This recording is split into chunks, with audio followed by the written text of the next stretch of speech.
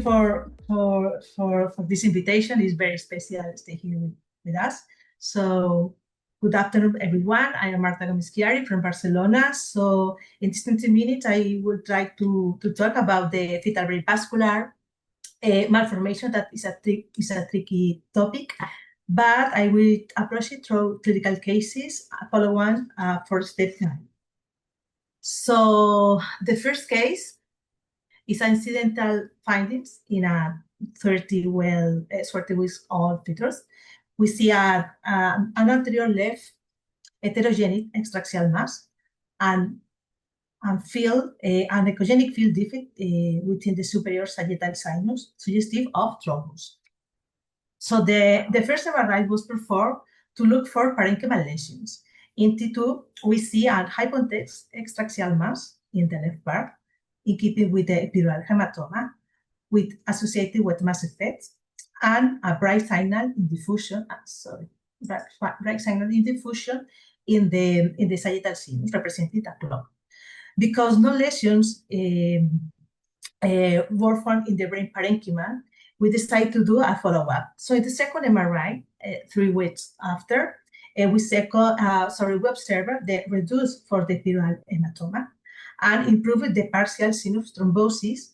And we see this patient don't have lesions in the parenchymal brain and no have new lesions.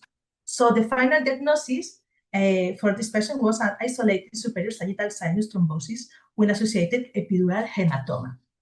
But to reach the diagnosis, we need to do the systematic vascular evaluation. This systematic evaluation are we need to ask for our sinus thrombosis. Is there extraxial hematoma? Are there sinus malformations? Are the dilated collecting veins? Is there dilated periventricular medullary veins, or is there intracranial hemorrhage? So in this context, we need to look for main biomarkers for poor prognosis in the vascular malformations that are parenchymal lesions that included white matter abnormalities, irregular cortical surface profile, parenchymal volume loss, intracranial hemorrhage, ventriculomegaly, and other structural abnormalities like a corpus callosum or posterior fossa malformation. We're looking for cardiomegaly and indirect signs of heart failure. In our patient, because there were no unfavorable biomarkers and MRI showed appropriate follow-up, the outcome was gone. And according in the literature, in the absence of the adverse prognostic factors like that, isolated sinus thrombosis has a good outcome. So the follow-up after the birth, this MRI, we see the hematoma and thrombosis have almost complete resolve, and we see an asymmetric sulci in this area, probably secondary to the chronic mass effect, but without clinical implications. Actually, currently this patient is 8 years old and has normal neurodevelopmental. So in relation to the etiological workup, it's necessary to rule out thrombophilias and congenital infections, but the literature does not support association with bacterial coagulopathies, infections, trauma, or chromosomal abnormalities. But in patients that parenchymal have hemorrhage or signs of vasculopathy, it's necessary to do genetic testing. It's recommended, particularly looking for a mutation in relation to COL4A1 or COL4A2. Also, in the context of the family story, like a stroke, epilepsy, early onset dementia, or vascular skin lesion, it's necessary to consider the genetic testing again. Case 2. This is a patient with a typical imagined appearance, the vein of Gallen malformation, referred to our center to assessment to the prognosis and risk and neonatal risk. This is a typical imagine in ultrasound. So we do the MRI and we see cardiomegaly and a large venous varix, measuring in this case 70 cc in the volume, but we see too the dilated of the strange sinus up to 11 millimeters in diameter, and no imaging marker of poor prognosis in this context. The overall imaging features are consistent with choroidal type vein of Galen malformation. And in the time of flight sequences, we show arterial side flow of inside the vein of Galen malformation and the dilated straight sinus too, confirming the high flow shot. These findings are consistent, like I said, with a carotidal time vein of Galen malformation, but we need now proceed with the systematic vascular evaluation again. So in this case, we observed the strange sinus measure up to 11 millimeters, as you know, unfavorable prognosis. There is a large varus, the light type, like a volume, the 70 centimeters cubical. But another thing that is essential in this systematic evaluation is to evaluate the venous drainage, because it's necessary to rule out the internal cerebral vein involvement due to the risk of thalamic hemorrhagic infarction during the embolization. These patients don't have thrombosis. These patients have the dilated venous sinus, but don't have any lesion in the parenchyma. So we need to, after the vascular systematic evaluation, we need to check for the biomarkers of poor prognosis, like, as you know, parenchymal lesions, intracranial hemorrhage, ventriculomegaly, other structural abnormalities like corpus callosus, posterior fossa, cardiomegaly. These patients have cardiomegaly, but don't have indirect signs of heart failure. The MRI in this case is important because provide key prognostic data.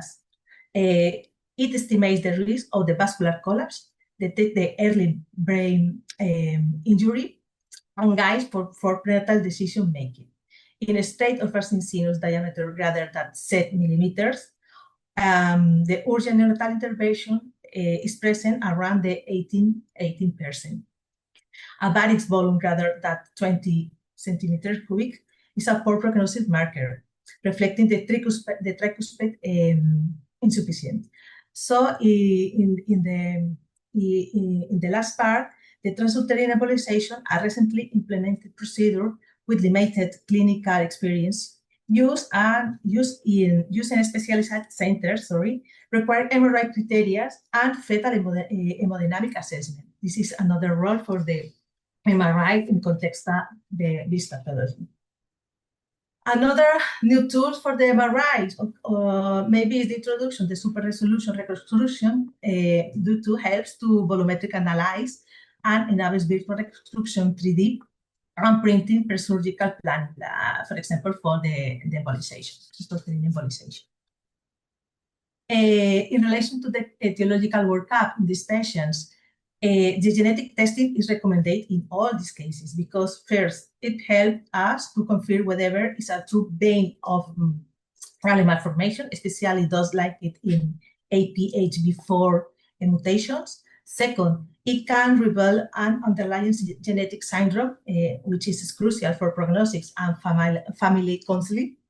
And when we find mutations like BRCA1 or MG, which are typical presented in PL fistulas, they are indicative of a condition as a capillary malformation, arterial vein malformation type 1 or HHT that carry a risk multi-organ involvement and require multisystemic follow-up. Page 3. This is another incidental findings. This we see here in the extraxial part, the hyperechogenic mass and marked dilatation of the vascular structures with arterialized flows. In the territory, the middle cerebral artery, which are the dilated cortical in the coronal, the dilated cortical veins running to the enlarged superior sagittal sinus. And we see the inferior sagittal sinus is also dilated. So in this case, the MRI show cardiomegaly, and this hypertrophy left middle cerebral artery with aneurysmatical ectasis, here, in the left sylvian fissure, probably is the trolar vein, and venous veins through several dilated cortical veins into the superior sagittal that is dilated too. The inferior sagittal in this picture is dilated too. So the white matter in this patient was abnormal. In this axial, we see the difference between the both hemispheres, and in ADC we see the abnormal signal. Another thing important in this case is we can see the volume loss in the ipsilar cerebral peduncle, suggestive of Wallerian degeneration in this case. So in relation to 3D and MIP reconstruction, sorry, maybe this is a video. Okay, yes, another video.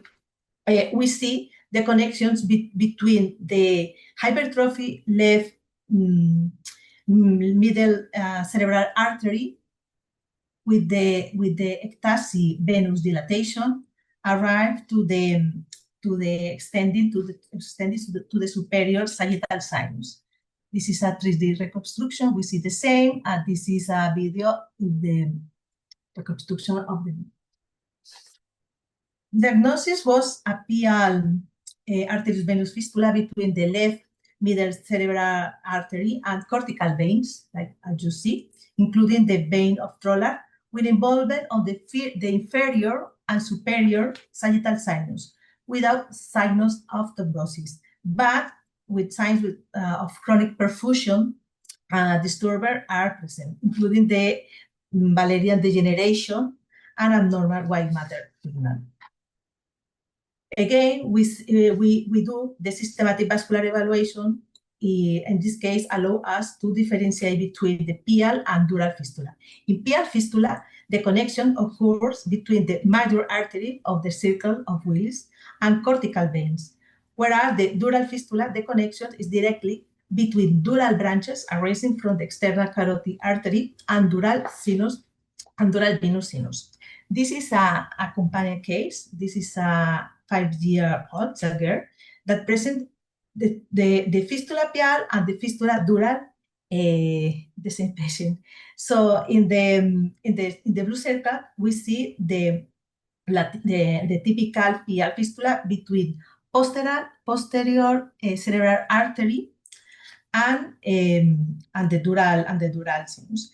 In the right part, the red circle, we see the dural fistula between the middle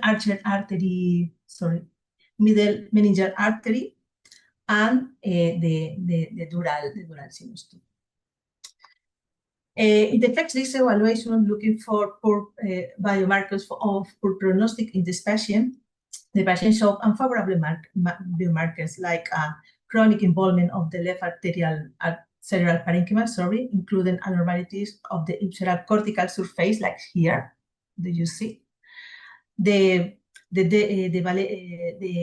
loss, the volume loss in the peduncle, the cardiomegaly? But we have a similar case, companion case, was evaluated in relation to that with comparable characteristics. This patient currently has no years old and has a normal neurological development, because our problem was this cortical profile abnormal, but this patient have the same and good evolution. So in the follow-up the postnatal follow-up this patient, 2 weeks age and 2 months age, we see a favorable evolution with a slight reduction of vascular dilatation and no new parenchymal signs of abnormality. This is 2 weeks, and we see the reduction of the dilatation. In this case, the workup, we need to rule out again infections. We need to do a genetic evaluation because it's essential for classification, prognosis, and family counseling, and also help to determine whether the fistula is isolated or part of a broader vascular syndrome, because it's very interesting. So the last case is another incidental findings. We see a huge dilatation of the superior sagittal sinus with prominent adjacent vessels, as well as dilatation of the transverse sinus and dorsal right cervical vessels. The MRI in this patient show asymmetric. It's a little tricky, but there is more prominence in this side in compared to the other side. We see an asymmetric of the carotid artery in the skull base with marked dilation of the posterior segment of the sagittal sinus and la torcula and transverse sinus too. So we see multiple dilated vessels are in the right posterior segment of the superior sagittal sinus without another significant find. The parenchymal was good. So in the vascular sequences, this is a video too. Okay. We see the dilatation of the right external carotida, and we see the hypertrophy, the middle meningeal and occipital artery, and we see arterialization of the dilated dural sinus too. So in this patient, the diagnosis was a dural arteriovenous fistula between the dural branches of the external carotid artery and posterior segment of the superior sagittal sinus. The middle cerebral artery, there is dilatation was normal. Again, we do our systematic vascular evaluation, allow us to differentiate between PL and dural fistula. We have the checklist. We continued again looking for biomarkers for the poor prognostic. So in this patient, have cardiomegaly, but don't have another abnormalities.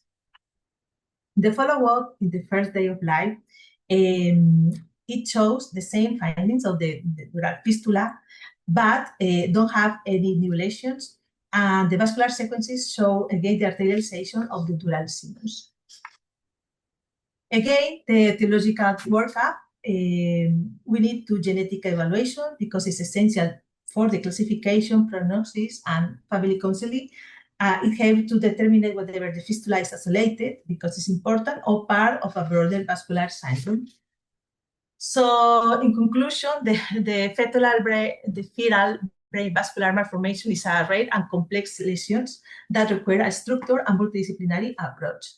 Fetal MRI plays a central role in lesion characterization, prognostic, risk stratification, and postnatal planning. A systematic vascular evaluation combined with the search of poor prognosis markers and genetic testing, especially for high-flow lesions, is a key to the diagnosis of concealing. In the absence of the adverse biomarker is very important, and multi-organ involvement, the outcomes can be favorable. So our role is very important in this kind of pathology. I need to say thank you to my colleagues, Monica Rebollo and Mariana Planes. Thank you, Keith. This is my mail, and I am very happy to stay with you.